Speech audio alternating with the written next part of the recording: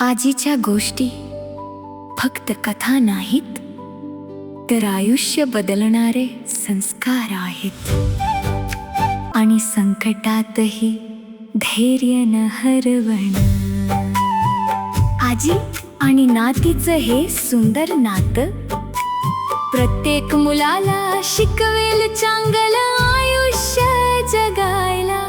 पहा आजीचे जीवन धडे. तिसरा धडा, आई वडिलांचा आदर करा. आई वडिलांपेक्षा मोठं प्रेम या जगात नाही. रात्रीचं शांत वातावरण होतं. बाहेर चंद्रप्रकाश पसरला होता. अंगणातल्या तुळशीपाशी दिवा मंदपणे लुकलुकत होता. आजी नेहमीप्रमाणे झोपाळ्यावर बसली होती आणि गौरी तिच्या मांडीवर डोकं ठेवून आकाशातील चांदण्या पाहत होती. गौरीने हळू आवाजात विचारलं, आजी, आईबाबा आपल्यावर एवढं प्रेम का करतात? आजीच्या चेहऱ्यावर हलकी स्मितरेषा उमटली. ती म्हणाली, बाळा, जगातलं सगळ्यात निस्वार्थ प्रेम जर कुणाचं असेल ना, तर ते आईवडिलांचं असतं.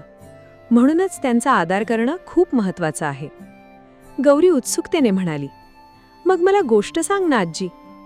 आजीने तिच्या केसांवरून हात फिरवला आणि गोष्ट सुरू केली. एका छोट्याशा गावात रोहन नावाचा मुलगा राहत होता. त्याचे आईवडील खूप कष्टाळू होते. वडील शेतात दिवसभर काम करायचे आणि आई घरकाम करून लोकांच्या घरी शिवणकाम करायची.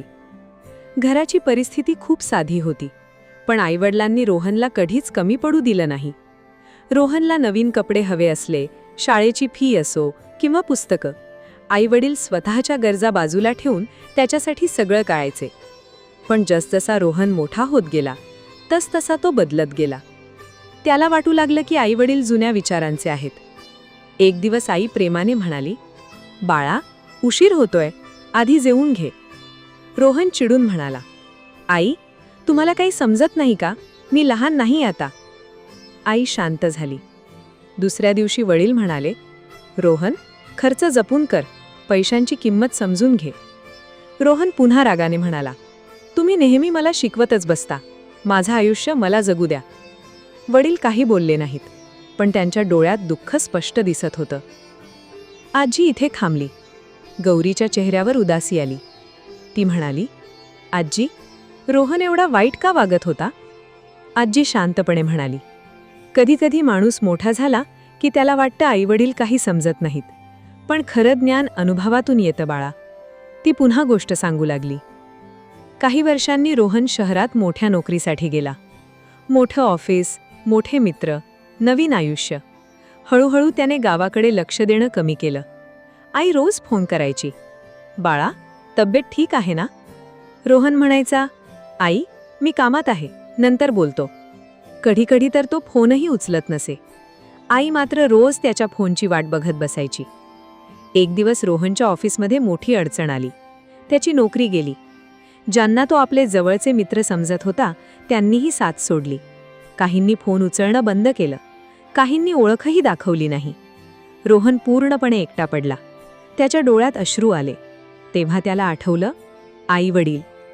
तो लगेच गावाकडे निघाला. घरी पोहोचला तेव्हा आई दारात उभी होती. रोहनला पाहताच ती धावत आली. बाळा, किती बारीक झालायस आहेस? आईने त्याला मिठी मारली. रोहन रडू लागला.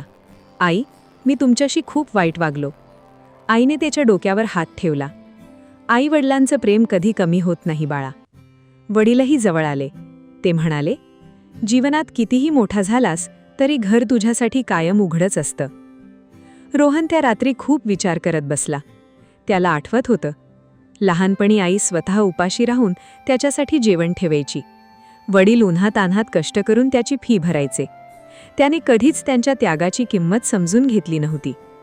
आजी गौरीकडे पाहत म्हणाली, बाळा, आई वडिलांचं प्रेम सर्वात निस्वार्थ असतं. त्यांच्या बोलण्यामागे आपलं भलंच दडलं असतं. मोठं झालो म्हणून आईवडिलांचा अपमान करू नये.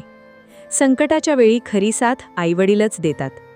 त्यांच्या त्यागाची किंमत वेळ गेल्यावर समजते. आईवडिलांचा आदर करणं हे प्रत्येक मुलाचं कर्तव्य आहे. दुसऱ्या दिवशी सकाळी गौरी उठली आणि सरळ स्वयंपाकघरात गेली. आई काम करत होती. गौरीने मागून तिला मिठी मारली. आई, तू माझ्यासाठी खूप करतेस ना? आई आश्चर्याने हसली. आज काय झालं माझ्या बाळाला? गौरी म्हणाली, काही नाही, फक्त आता मी तुला कधी दुखवणार नाही. आईच्या डोळ्यात आनंदाश्रू आले. दूर उभी आजी हे सगळं बघून हसत होती, कारण तिला माहीत होतं आज गौरीने आयुष्यातला एक खूप मोठा धडा शिकला होता. या गोष्टीतून काय शिकलो? आईवडिलांचं प्रेम सर्वात निस्वार्थ असतं. त्यांच्या बोलण्यामागे आपलं भलंच दडलं असतं. मोठं झालो म्हणून आईवडिलांचा अपमान करू नये. संकटाच्या वेळी खरी साथ आईवडीलच देतात. त्यांच्या त्यागाची किंमत वेळ गेल्यावर समजते. आईवडिलांचा आदर करणं हे प्रत्येक मुलाचं कर्तव्य आहे. प्रत्येक मुलाला शिकवेल चांगलं आयुष्य जगायला.